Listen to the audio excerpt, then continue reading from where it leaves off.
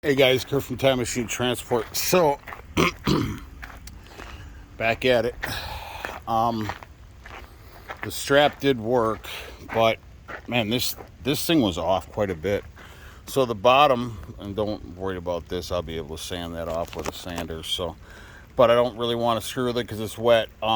It's got to set up overnight. So I did run a 2-inch strap through there, and it did work.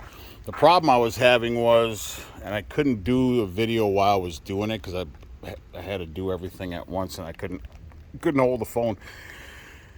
Anyways, the problem was this, from here to here, I was off maybe about 1/4 to a 1/2 inch.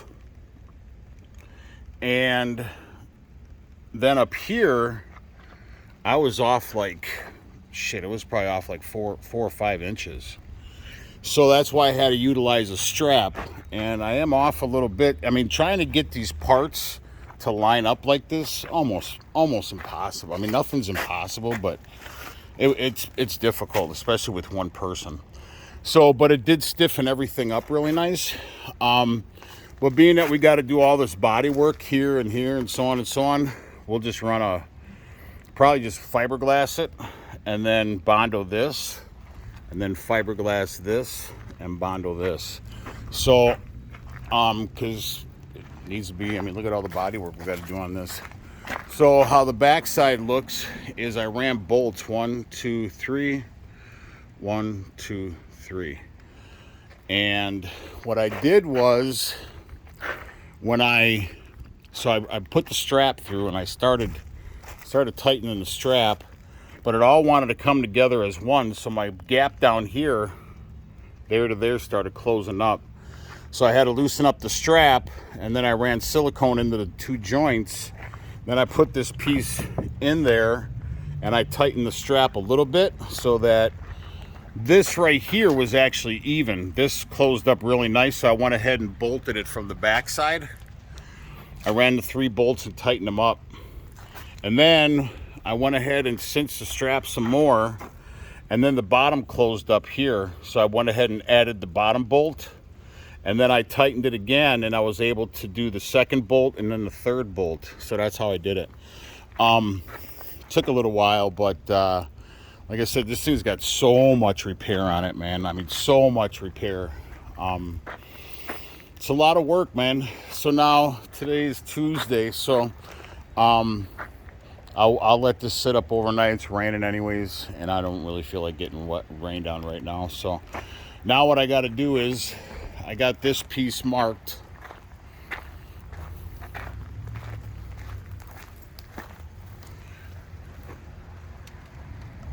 Damn, would the marker come off already? Holy shit, I guess the marker came off already. Anyways, now what I'm going to do is tomorrow, after that sets up, I'm going to leave the strap on there for a while, because I don't really need it to work on it, or it's not going to be in the way. I am going to add 1 more bolt there, and then between that bolt and that bolt, I'm going to add a 5th bolt. Same thing on that one. I got 1, 2, 3 bolts. I'm going to add 2 more bolts just to kind of give it so it really doesn't, because that's quite a bit of a gap, so there's a lot of pressure on there. So I'll let this set like this for a few days. Now what I got to do is I'm going to take a tape measure and measure from there to there. Like I said, I think it was in my 1st or 2nd video on this. So you have that oval piece right there. So that means that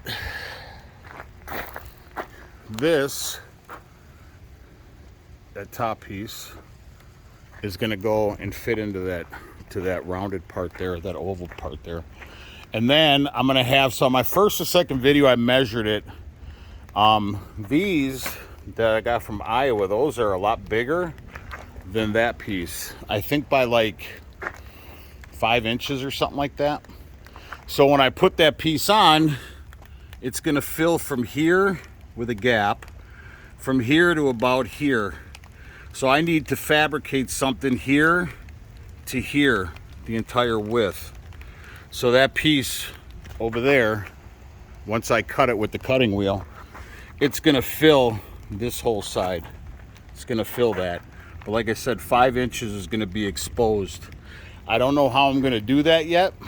And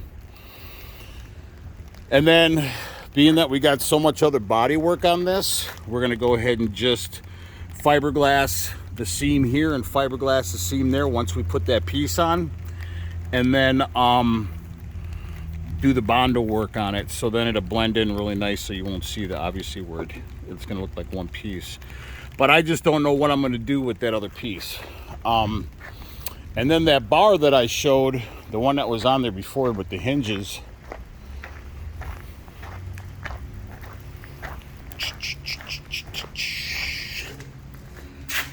okay, I want to make sure my back door is closed or get fucking rain in here. So the distance in that opening is about 48 inches. Well, that means that I can't utilize, I already cut this with the cutting wheel on both sides. I cut the buckets out, the headlight buckets, and it's not going to fit, it's too big. So that means I got to cut it here, right at this joint, and here, right at this joint, and then here at this joint, and then here at this joint. And then, and I already flex sealed it and everything, but Flex Seal is actually a pretty cool product. If you don't want rust to come back, Flex Seal's the stuff to use. So if I do that, because I need some sort of rigidness in there, I don't know if I do or not, but it would be nice just to have a little bit on the front, you know. So I'm thinking that I might grab some thicker stock. I have a piece of stock back there that's a 90-degree thicker stock, and I might be able to cut a couple pieces off that and put a piece here, and then it kind of comes this way, so an L, so I can bolt it here and then bolt another piece here, and then it'll sort of come this way and then come up, and then I can, oh, starting to come down pretty good. And then, so that will fit into this opening. I wanted to do that first before I put this piece on, but I needed to get this piece so it's set up for a few days. So on that piece I just showed you, that black piece, it needs to fit in here from this. And this is the reason why we had to do all this, because we didn't have this, and that's where the hinges, see, I mean, this is all molded into the bumper pieces, so that's what we needed on this. Thanks to my guy Rusty that explained everything to me. I didn't know this. So anyway, so now I think this is rigid enough here. I mean, it's not going to go anywhere, but I think it would be nice to have something solid up front here for the obvious, to protect the radiator and the condenser. So the thing I need to do is I need to cut that piece down, and then the L bracket can come here on this piece, and then the other L bracket can come here, like that 90-degree piece I talked about bolting into that black one. And then I can probably run 2 bolts into this, because that's pretty girthy. So I think that's what I'm going to end up doing. So it's a change of plans.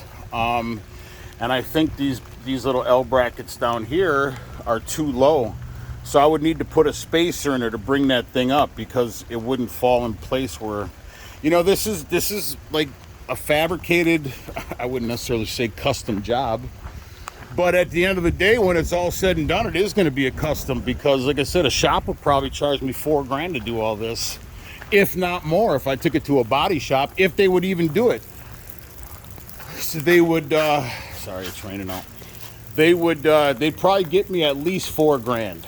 And that's it, like I said, if they were even willing to do it. So that's $4 grand to fabricate everything, do this, do that, or whatever, and then I'd have to go and obviously take the hood, drop it off to them, and then obviously that's probably with the paint. So you're probably looking at to fabricate that hood. Like I said, even if they were willing to do it, probably $4 to $5 grand, or $4,000 to $4,500, I'd imagine. So, you know, it's taken me a few days to do this. Once I get it all done, I'm gonna grab the forklift and put a strap on it, and then I'm gonna lift it onto the truck and set it down so that the pins will line up into those sleeves. And then I can see where the hood's gonna sit into the, because that's where the one bolt's there and the other bolt's there. So I wonder what the hell Rusty did with the top pieces for that. So yeah, so that's where it's gonna end up sitting, is my guess. So I don't want to paint it all and everything off right now without sizing this up, because first off, what if it doesn't fit and I got to modify something? And second off, I don't want to scratch anything once it's all painted. So, because I'm kind of like a gorilla in a china shop, so I can fuck some shit up for real. But yeah, so anyway, so this is going to be part 6 of, I'll probably end up doing 8 videos, because I want to do another video, a couple videos on the body work that I'm going to do. But I got all my AC parts now from my Freightliner guy, and so I got to work on my truck Friday, because I'm leaving on Monday back on the road. So my wife's feeling so much better now. So hi baby girl, I love you. So she's feeling a lot better. She can drive now and take care of herself for the most part, but she's still off work for about a month and a half. So but anyway, so I got to work on my truck on Friday. I got to get the AC 100%, change out the compressor, put a new condenser in and all that kind of stuff. So that's going to be a lot of fun. So I might just go ahead and work on it tomorrow and Friday, or Thursday and Friday. Excuse me. So, because tomorrow's Wednesday, so I'll be able to commit the whole day on that, and hopefully get it onto the hood, or hopefully get it onto the truck and size it up. So anyway, so that's where we're at on this day. So please like and subscribe to the channel. Ciao.